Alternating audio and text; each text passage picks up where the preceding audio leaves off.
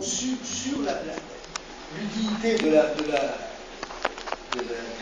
justement, l'impact de la sociologie, il ne faut pas rêver. Je veux dire, en France, la sociologie n'a pas un impact formidable. On ne peut pas dire en quoi on a pesé sur les décisions.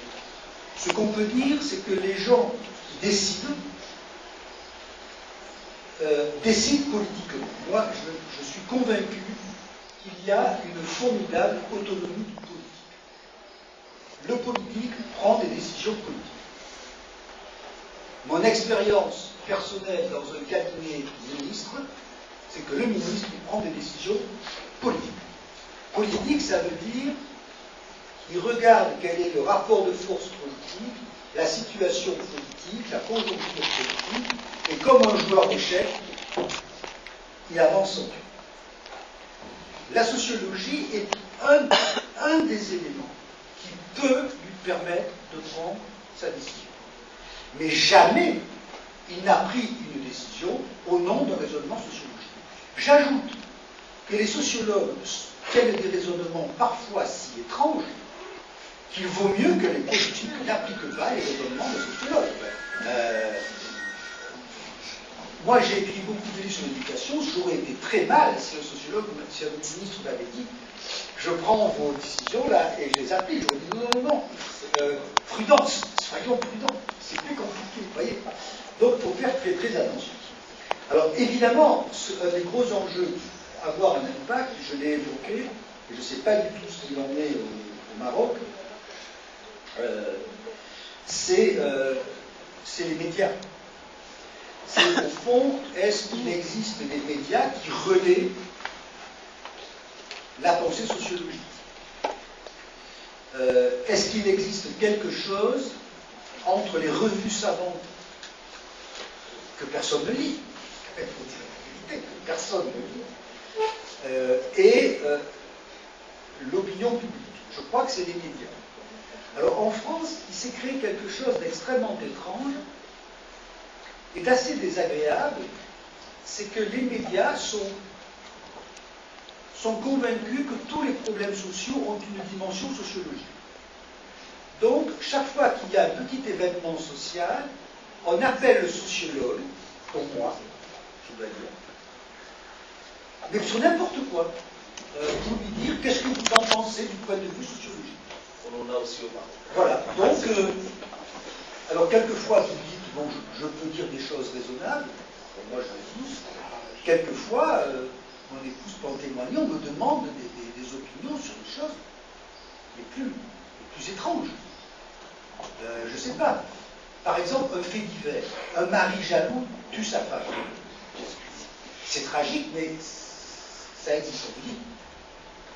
Le sociologue pense-t-il qu'il y a une montée de la jalousie? Non, il y a un fou qui a tué sa femme, c'est tout ce qu'on peut dire. Mais on va essayer de donner une dimension sociologique à tout. Voilà.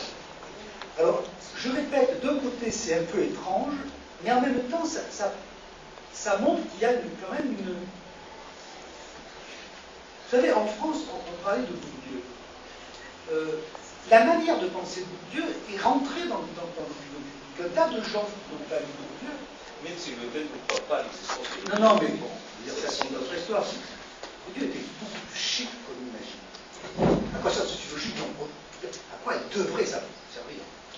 C'est plus chic. Mais bon, indépendamment de ça, c'est un très grand sociologue, on en parlera demain. La question n'est pas là. Mais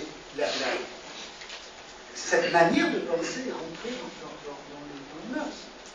Donc il y a un effet, comment dirais-je, il y a un effet, ça, on s'aperçoit un beau jour que les gens raisonnent un peu comme Bourdieu, que les gens raisonnent, que par exemple la notion d'effet pervers qui a été à Boudon, elle est rentrée dans la manière de raisonner. Il y a quand même un impact. Mais évidemment, je répète, l'idée d'Auguste Comte, les sociologues sont au sommet de la hiérarchie scientifique et les sociologues dirigent le monde, non. Et personnellement, je ne le souhaite pas. Je pense que ça rendrait pas service à l'humanité que les sociologues ne le connaissent. Elles ont quand même une tribune. Ouais. Alors, le problème de la sociologie, c'est qu'elle a toujours été, ça a été évoqué,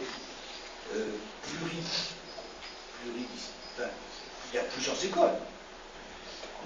Il y a ceux qui sont, alors l'école dominante, c'est Dieu, j'expliquerai pourquoi elle est dominante, parce qu'elle a, au fond, c'est la plus synthétique. Elle répond à toutes les questions. C'est plus gratifiant, mais peu importe. Il y a les marxistes, les fonctionnalistes, les interactionnistes, les constructivistes, les post-constructivistes, les choix rationnels. Tout le monde, là-dedans, c'est très compliqué. Moi, ça ne me gêne pas. Ça ne me gêne pas sous réserve que les étudiants apprennent, alors je le dis, mais je n'ai jamais pu y arriver, que les étudiants apprennent le cœur du métier. Je crois qu'il y a un métier. Je crois que tout étudiant doit savoir se repérer dans l'espace intellectuel. Je crois que tout étudiant doit savoir traiter des données statistiques. Je crois que tout étudiant doit être capable de faire des enquêtes, quelle que soit son école. Je veux dire, il y a un talent. Et d'ailleurs, quand vous regardez dans le petit milieu sociologue que je connais un peu quand même, c'est très étrange. Les gens ne sont pas dans les mêmes écoles, mais ils se reconnaissent comme sociologues, comme bons sociologues, indépendamment des écoles. Personne ne vous dira que Bourdieu était nul. Personne ne vous dira que Castel était nul. Personne ne vous dira que Rosier était nul. Bon, voilà, j'espère que personne ne dira que Duvet était nul. Il y a une forme de reconnaissance professionnelle. Je ne sais pas si vous me comprenez. Voilà. Il y a un métier. Alors, en termes de formation, ça renvoie à une question que je trouve très importante. C'est est-ce qu'on forme bien les sociologues? Personnellement, je ne crois pas que le modèle français, qui me semble être appliqué ici, de dire que je forme à la sociologie dès la sortie du lycée, me semble le bon modèle. Je crois que, comme vous l'avez dit, il y a plusieurs sciences humaines, et il me semble qu'on devrait avoir une formation généraliste en sciences humaines, économie, histoire, philosophie, psychologie, etc., et se spécialiser progressivement vers la sociologie. Je trouve que bien souvent les étudiants de sociologie manquent de culture générale. Je ferai le même raisonnement pour l'économie. Je veux dire que, au fond, notre métier n'est pas très difficile. C'est quand même beaucoup moins difficile de faire de la sociologie que de la physique nucléaire. C'est moins exigeant sur le plan des apprentissages. C'est moins exigeant. Mais ça suppose de la culture générale. Et je pense qu'on gagnerait si on faisait une formation. Moi, c'est ce que j'ai essayé de faire, mais les disciplines se défendent avec une extrêmement jalouse, etc. Mais je pense qu'en première année, on aurait fait anthropologie, économie, histoire, philosophie, psychologie. En seconde année, un peu plus de sociologie, un peu moins de nouvelles. En troisième année, que de la sociologie. Ça permettrait aux étudiants de faire des choix, de savoir ce qui leur plaît vraiment. Et deux, ça fait qu'ils auraient quand même l'impression de ne pas être seuls au monde dans leur discipline. C'est un problème que se posent aujourd'hui, d'ailleurs, les économistes. Ils sont en train de se dire quand même qu'ils sont des étudiants très forts en économie, mais très incultes. Ils ne savent rien d'autre que l'économie, ce qui pose des problèmes. J'ai enseigné au Canada, au Québec. C'est comme ça qu'ils font, et je trouve ça bien. Les étudiants, vous savez, c'est comme un menu à la carte. Hein, c'est-à-dire, je choisis et puis je finis par me faire mes propres jugements. Et au niveau de la troisième année, bon, ça y est, j'ai pris une formation. Voilà, mais je répète, il faut avoir de tout ça une image assez anti-Auguste Comte, d'une certaine façon. La sociologie, c'est la philosophie sociale des sociétés démocratiques. C'est pour dire les choses simplement. La sociologie, c'est de la philosophie sociale. De la philosophie sociale avec des statistiques, avec des faits, etc. Mais c'est de la philosophie sociale dans les sociétés qui ne s'explique plus autrement que par elle-même.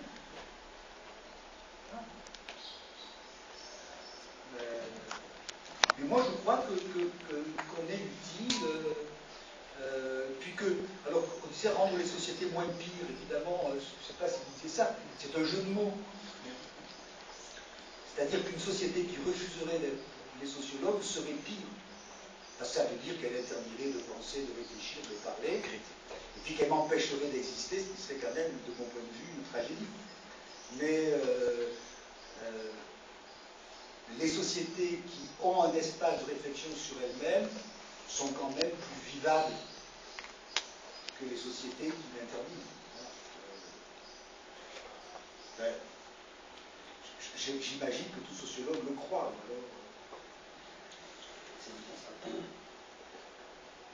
Mais il faut avoir de tout ça, je crois, une vision assez libérale au sens de plusieurs écoles, plusieurs manières de faire. Mais en même temps, moi j'ai une vision assez peu libérale de la qualité professionnelle. Il faut faire de vraies enquêtes avec de vraies données, de vrais matériaux.